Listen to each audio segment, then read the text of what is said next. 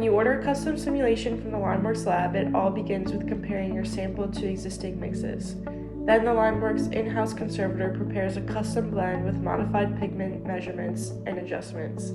The custom mix is thoroughly blended for consistency and to avoid clumping. Once a quality control sample is taken, the mixture is transferred from a stand mixer where the water is slowly added until the material is ready.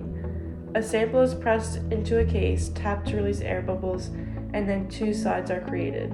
A raised bun side will be scratched off later and the level side slicked. Once the sample is cured in the incubator until thumbprint hard, the scratching and slicking takes place.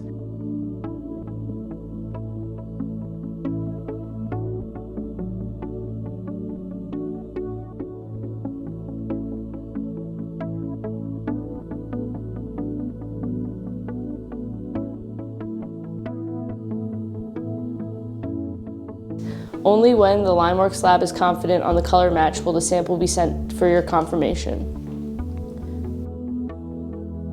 The lab takes pride in getting it right and are committed to the quality of their product.